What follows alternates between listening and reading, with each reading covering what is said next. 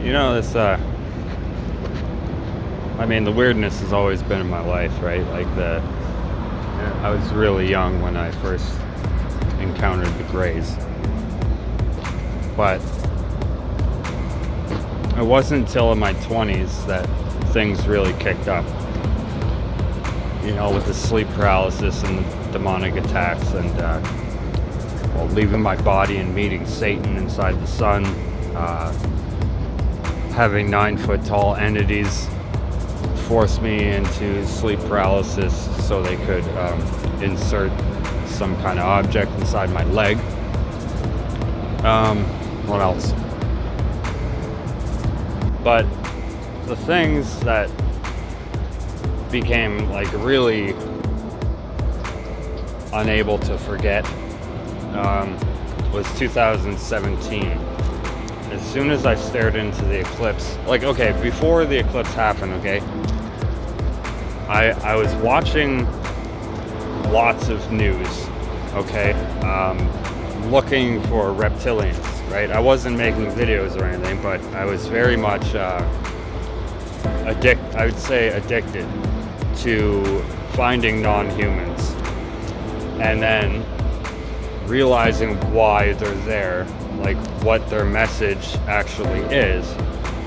And that went on for a while, but it was right before the eclipse, about 2 weeks before it happened, in August 2017, there was a ridiculous amount of reptilians telling you not to look at it.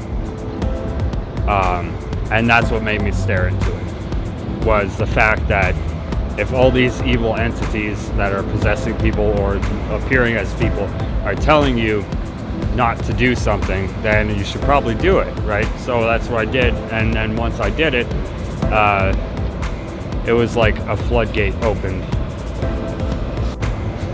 Yeah, and so I was married at the time, and the woman I was married to had 2 kids of her own, plus my 2 kids from the previous relationship that I have custody of them.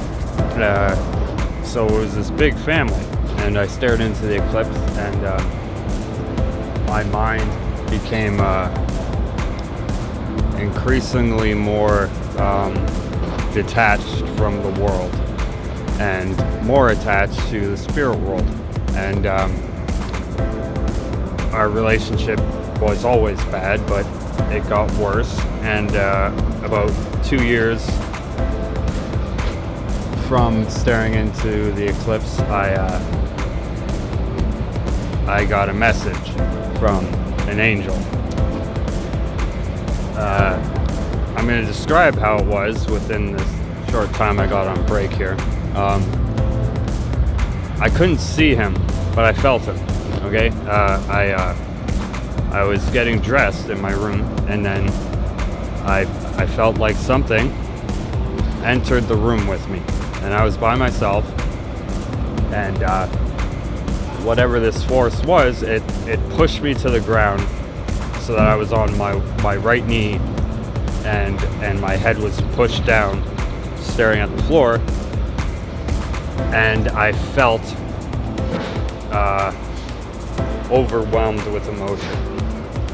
I started bawling my eyes out, and I couldn't lift my head, and I couldn't stand up, and then a bunch of images were shown to me in my mind over about 3 seconds, and it was a lot of images. I can't remember them all, and they were not really images. It was like an image with a feeling, with a few words.